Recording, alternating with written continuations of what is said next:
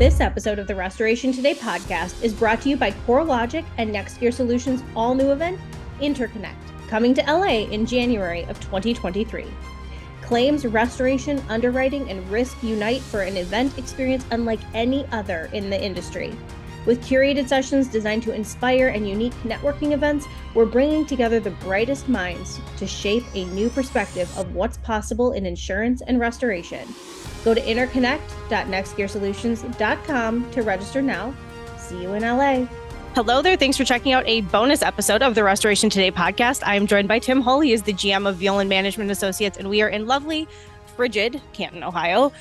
It's supposed to warm up by the weekend, but we are at the first of 4 of Violand's business planning retreats. So their first one is in Canton, and there's actually 2 rooms of companies here this year, which is awesome. The first time it's been this big. So there's a bunch of Restoration One franchises in a room, and then a whole bunch of other companies in another room, everybody working on their business plans for 2023. So I thought I'd bring Tim in to kind of chat about what it looks like to make a business plan, and also chat maybe a little bit about the economic uncertainty that we are maybe wading into. So Tim, thank you for joining me. I want to start by just having you explain, I guess, what the business planning retreats are all about. Like, what do companies come to specifically do? Thanks, Michelle. Appreciate you putting me on the podcast today. Exciting times, like you mentioned, for us here in Canton, Ohio. We're playing host to over 40 companies here this year, which is the largest group that we've had ever, I think, come to the Canton retreat, mainly because they'd rather go to Florida, where it is sunny and 75 degrees. And unfortunately, it's not that here, although they are calling for some nicer weather down the road. But it's an exciting time of the year for us. It's the opportunity to sit down with our clients as well as prospective clients and other members of the industry to really help them think through, what has happened over the last year or two in their businesses, help them kind of digest all of that, and then prepare for the coming year and beyond. So at our business planning retreats, we walk them through a pretty standard process that's unique to Violand Management. We've got our own philosophy on business planning, how to approach that, which really involves just starting with the end in mind, big picture stuff, and then boiling that down into smaller, more executable, more measurable items that they can use on an ongoing basis throughout the course of the year. So how many of the companies that are here have done this before? How often do you, what's the ratio between repeat and new over your retreats every year? Yeah, it changes every year. Obviously, about half of the folks that come here are regular ongoing consulting clients of ours. The other half aren't. Each year, it seems as though we get more and more companies that have been coming with us back year after year after year. We've got, I think, one attendee in there, client company in there that has been with us for 15 years now, as long as I've been here. So it's exciting to see their growth and sometimes fun to go back and actually look at their original business plans and then compare them to where they're at today. But I would say probably 2/3 of the room is repeat. They come year after year. And then another new third is new faces from year to year. How do you break it down so it's not overwhelming, especially for the companies that have never done this before and don't even know where to start? Really small bite-sized pieces. I think over the evolution of this program, over the 20 some years that we've been doing this program, we've learned a lot about the business planning process itself and how small business owners can prepare to write a plan in the format that we choose to. About 4 or 5 years ago, we took the time to really kind of modularize the program, if you will, take a look at mission, vision, core values, and really kind of dive into that at a more granular level. We recorded all of that information in a learning management system library that the attendees have access to prior to even coming to this retreat. So we give them all that background information that they need to know about how to write a business plan before they even get here. And that, of course, makes our time with them here more beneficial. How do you establish or help teams establish their goals for the next year? I know I've talked to a few owners who are here and they're like, well, we didn't meet our numbers that we had put on our pro forma last year. So I guess we're going to make some adjustments and hope that we make them. Like, how do you help people set good goals for their business for the coming year? Well, I think the first thing you need to do is look at the realistic nature of them.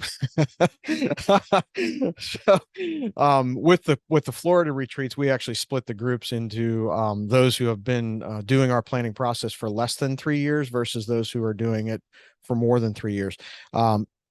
Invariably, we always see new companies come here and they have big, lofty goals. and they set these big numbers and really sometimes unrealistic expectations for themselves and their staff. And year after year, we see them really kind of temper those expectations a little bit. So we really spend a lot of time forcing them into the practicality, if you will, of what they're putting on the paper, because they actually have to go back and do it. How do they check in with you throughout the year based on how things are going? Do they just check in with their team? Does it kind of depend? How do they like, hopefully they're not just making it here and then like, well, we did it and then that's it. So as part of the program at the last day of the retreat, we do walk them through an exercise of different strategies that they can do, series of meetings, forms, reports from their management teams to track the progress of their business planning retreat. So, we're an organization that really promotes trying to educate the client to facilitate things themselves instead of relying on us to have to facilitate them. But of course, with the clients we work with on a regular and ongoing basis, we schedule those meetings out at regular intervals. We also have some reminders that we send out for those who don't engage our consulting services. They're out there. They get emails from us on a regular basis if they attend a retreat saying, hey, you've got to get with your staff, take a look at your business plan, blow the dust off of it, and rethink it if you need to. Is there like I've wondered this even as a new business owner, is there like a range where you're like, hey, if your company grew this percentage this year, that you're doing pretty good? Like there's a range that you're like, hey, great job, you did good this year. Maybe we could push a little more. Wow, that was explosive growth. Like, do you have ranges kind of that you look at where it's like you're doing okay, you're doing better, you're doing great? Every company's unique. Yeah. So depending on where that company is in their life cycle, I guess, as an organization, it's not uncommon for a startup company to have 40, 50, 60% growth in the first, second, or third year. But as you get larger as an organization, that kind of growth becomes painful, both financially and mentally. So you have to kind of look at where that company is from a maturity standpoint. But we like to say that 10% is pretty baseline. Like if you're not growing 10% or looking to grow 10% with your business, then you really need to kind of take a look at what you're doing. 15 to 20 is pretty good, healthy growth. We like to see you get into the 20 to 25, 25 to 30%. Now we're really kind of pushing the limits of operational funding and the personnel that you have. And if we see things like that, then it needs to be coupled with other bigger initiatives like department expansion and additional recruiting and hiring projects and things of that nature. So it's part of a bigger equation, I guess, if you will. In restoration, what is the revenue level where you start seeing people kind of reach that, oh, we're getting into the pain point, like breaking through this certain dollar range to get to the next level is where the pain points hit? What range is that? Again, I hate to give answers like it depends, but a lot of it comes back to the owner, and what their tolerance is, what their desire is for the business. We've got folks that are sitting downstairs right now where going from 2 million to 5 million is no big deal. Or going from 5 million to 20 million is, something that they want like next week. They're not going to get it, but, without, a miracle happening. But, I think their expectations need to be in alignment with what the owner's capabilities are too, and understanding what their threshold is. So this is probably going to be an obvious question, an obvious answer, but what's the biggest pain point you're finding from clients so far as they're looking to grow? Labor. Everybody wants labor. They can't find people. People they can find aren't working out. Labor is just, it's not just facing the restoration industry, but I think it's facing the world in general. And it's evidenced by everything that we do around us. Have you found, are there any companies that are doing something unique that they've found, well, this really works to attract people, or kind of thinking outside the box, outside of just posting ads and hoping something sticks? Because we can't do that anymore, right? Absolutely. Ads are kind of like the baseline minimum thing that you need to do. If you're in a direct labor driven service industry of any type, if you're just placing ads and waiting for employees to come to you, you're going to be waiting a while. And the quality, I think, of what you're finding is not really what you want it to be. We're actually doing kind of a fun breakout session this year with the retreat attendees, and we're debating and kind of roundtabling ideas that that they've got to bring people to the table. It's all about active recruiting strategies right now, and that's everything that we're seeing, everything that we're hearing. If you want employees, you have to go find them. And I remember at a retreat, I think 3 or 4 years ago, I made a statement to an attendee. I said, if you're not willing to budget the same amount of money to find employees in the future that you are to go out and get work, meaning your recruiting budget needs to match your sales and marketing budget, then you're going to find yourself in a pretty tough spot. And that's where a lot of folks are at right now. And how did the client take that? Did the client like it? He didn't believe me, but he believes me now.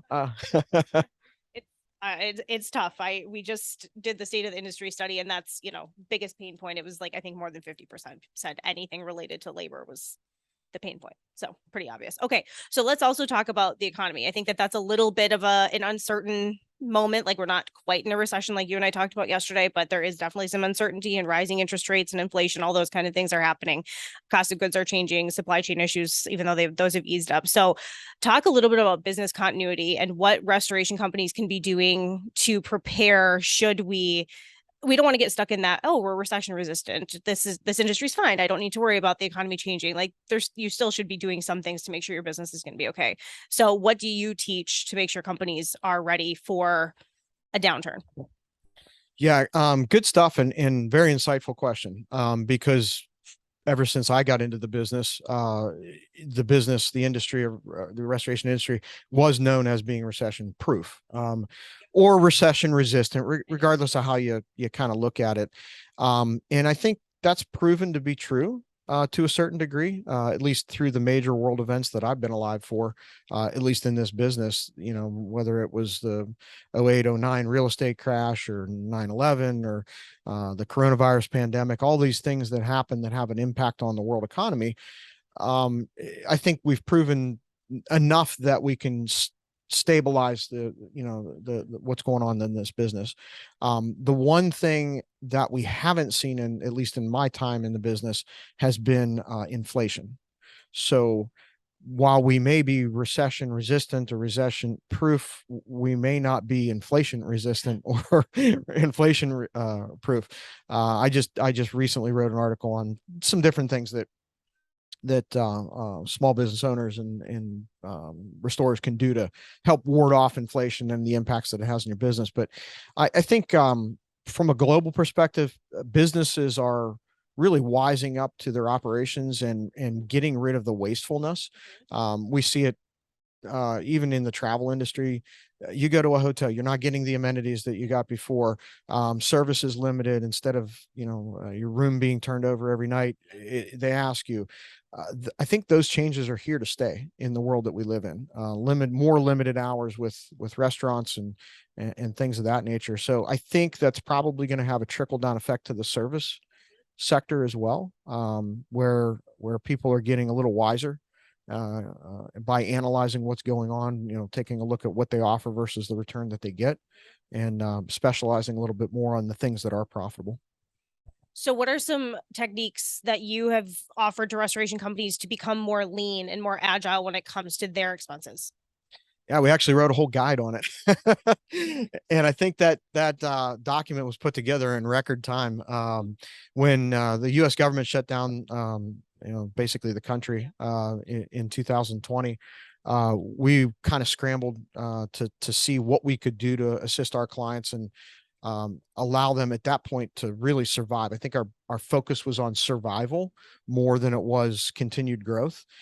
So inside of about a week and a half, we developed a business continuity guide, which I think you're going to provide them with a link that they can download from our website. So it's free for anybody that wants to take a look at it. But it's from a high level, it's a breakdown of the different functional areas of your business: sales and marketing, operations, human resources, finance and accounting, and it really just a checklist of do's and don'ts that you can really kind of use as a guide to set up your business, to position it to weather the storm, if you will. So if something significant happens, and it doesn't have to be a pandemic, it could be a local area catastrophe, it could be an economic slide or a recession, or something to that degree. If you employ those tactics, you've probably got a better chance of coming out ahead on the flip side than you do on the front side. As a result, 2020 was a great year actually for our clients. We had about 85% of our clients reported not just growth, planned growth, but also growth beyond what they had planned in 2022. So it was a good exercise for us. Okay, so I think one of the trending topics right now also is profitability. I keep hearing it everywhere. REITs for their next level event, they focused almost entirely on profitability there, and everybody's talking about profitability. So, what are some techniques that you have given your clients to find maximum profitability, especially in a space like if you're using Xactimate and you have those line items and you feel married to these prices, and the adjusters may be beating you up a little bit on pricing, all that. How can, because it is possible to be profitable in this. So how can restorers do that? I know that that's a big question, so good luck with a simple answer. But I try to approach it from a simple perspective, so I'm going to give you two simple answers. So I've always said the profit equation is two-sided, right? There's only two variables. There's the price and there's the cost. And if you can't influence the price as much as you would like to, then you have to focus on the other variable, which is the cost side of things. And again, I think that comes back to a matter of best practice, lessons we learned from the pandemic, the shutdown. Focus on efficiency. There's a lot of wastefulness operationally, I think, in the industry and in service sectors to begin with. If you can reduce that, even in small increments, you can produce big results at the bottom line. The other element is learn to say no. Learn to say no. If it's not a job that's profitable, then don't do it. And I know, speaking from a contractor program standpoint and a third party administrator standpoint, that's difficult to do. You don't want to bite the hand that feeds you. I get it. But I think you need to look at it from the global perspective and say, look, in the long run, is this really what I want for my business? And if it is, then again, go back to the cost side of the equation, because we work with plenty of contractors over the years who do make very nice profits working on managed repair programs, third-party administrator programs. It's all in how you structure the business, but you can't structure your business to provide a premium, high-priced, deeply profitable service and work on a volume-driven model. The two just don't go together. All right, on a trend. So we've talked about hiring, we've talked about the economy, we've talked about a number of things here. So I'm curious what you see as kind of micro trends, especially amongst companies within the Violand circle, where you're like, wow, I'm kind of seeing something similar underlying theme amongst the companies that maybe people aren't talking about, but it's happening. Well, I don't want to give away any secret sauce, so I'll try to keep it as micro but macro as possible. I think business owners generationally are preparing for succession quietly. And from a micro trend standpoint, that's what we're seeing. There's a lot of people that own cleaning, restoration, construction companies, even the remodeling industry. We're seeing this where it was a generational business. Either they took it over from their parents or they're kind of aging out to that point now. Fortunately, I think at least what we're seeing is that our clients have learned from the mistakes of previous generations. And instead of getting themselves back into a corner where they're stuck with this business, now what do I do with it?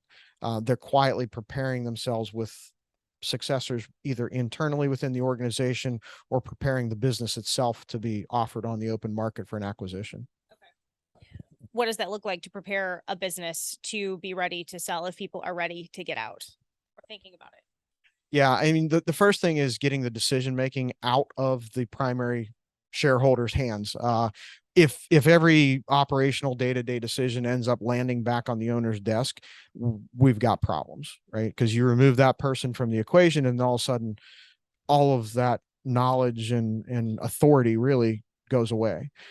So getting a strong management team in place, and that term kind of gets, I don't want to say glorified, if you will, because everybody thinks, well, I've got to have a director of this and a manager of that. And really, it's just a couple folks. If you're a decent sized organization, it's just a handful of people that not just have the ability to make the decisions, but also have the authority to make the decisions. And those two things are really important. So as an owner is maybe thinking about going through this process of maybe going to market, you kind of just answered this, but who should be involved in these early conversations and who shouldn't be? I know owners struggle with like, when do I tell my people? We don't want all this leaking out. It's still under the table. So who does know and who doesn't know? Well, I think any advisor would tell you that you want to keep it as close to the vest as possible, and mainly that's for continuing operations as normal as you possibly can. Because when the word gets out, if it gets out, then you don't know how that's going to impact everybody. So I would advise folks to keep it as close to your inner circle as you can. What do you keep doing to grow as a leader so you have more wisdom to impart on other people? Like, what are some of your favorite leadership sources? Maybe it's Chuck Violand down there somewhere. I don't know. Well, I'd be remiss if I didn't say Cleaning and Restoration Magazine wasn't one of my go-to sources. I really wasn't thinking that direction. A lot of the professional development that I find myself doing these days is reflecting on the work that we do with our clients. It's one thing to read about something and then see it play out. And it's another thing to try to teach that lesson then to somebody else. I forget how that old saying goes, that if you want to learn something, you read about it or whatever. And if you want to master it, then try to teach it to somebody. To me, that has really been my biggest growth tool. I think over at least the last 15 years I've been on the consulting side. There isn't a day that goes by, Michelle, that I don't look back on something that I'm doing today and go, wow, if I'd have known this when I was in the business, I would have done it completely wrong. Yeah. Um, Aside from that, I'm more of a traditionalist. I read a lot. And I'm a book in hand kind of guy, so that I can fold pages and scratch and highlight and do all that other stuff. I've been trying, at the encouragement of my colleagues, to adopt technology and do more podcasts and, listen to audiobooks and things like that. And I do from time to time, if I'm, on a long run or, whatever the case is, I'll pop the earbuds in. But yeah, I like to read a lot, only because it allows my mind to wander and draw my own conclusions. I find myself when I see a lot of videos or presentations, even in person, I feel like somebody's giving me the conclusion, whereas reading allows your imagination to kind of wander and apply it to what you've got going on in your own life. Okay, if restorers are going to pay attention to one thing in the next 18 months, what do you think that they should pay attention to? Vertical integration of services. Yeah, this is something that we're kind of seeing, and I know you're probably going to write about it in your State of the Union or State of the Industry. State of the Union, State of the Industry. Yeah, this is the next logical step, at least that we're seeing or observing in the marketplace. We're kind of like right in the middle or at the tail end of the acquisition boom, if you will. This private equity money that has been kind of thrust into our businesses and into our lives has an ulterior motive. There's a bigger plan there than just buying a bunch of companies. So, looking down the road, I do believe that you're going to see more home services integrated under one logo, under one brand. And that's probably what's going to consume us for the years to come here, at least in the foreseeable future. Perfect. Okay. Anything else that you want to touch on? Anything that we didn't cover? I'm curious, for people who've never been to business planning. Okay, so you can come to Canton and be here for a full day for 3 days, 2 days, 2 days, 3 days. Yeah, 3 days, Wednesday, Thursday, Friday. In Captiva, now Tampa this year. Those are half days. So what is the difference? How do you guide companies toward making the decision whether or not you're going to be in Canton, Ohio, or you're going to be somewhere sunny? If you're easily distracted, you come to Canton. We've actually had people that have bounced back and forth between locations. Canton provides, I think, a little bit more structured environment, where if you've got some significant things going on in your business and you really need to focus and spend some time maybe in a smaller setting where you don't have those distractions, then that's why we offer the Canton Retreat. The Captiva experience is, I've seen it used a couple different ways. One, because people literally want to get away from everything that they've got going on in their life right now. Maybe couple that with a little bit of a vacation and a little bit of work and some fun and networking opportunities, that kind of thing. I've also seen it used as a reward. So when client companies have had a great year, they have to write a business. We make them write business plans as clients. They're going to take their staff to Captiva, or this year to Tampa, to enjoy a little bit of a break and a vacation, but still work on the plan. So different environments, very different environments. kudos to your team for the fast audible and finding a new location, since Captiva unfortunately won't work this year. Hopefully we'll get to go back next year. But anyway, all right. Well, Tim, thank you very much. It's always a pleasure chatting with you. For more Restoration Today, visit our website, cnrmagazine.com, or find us wherever you get your favorite podcasts.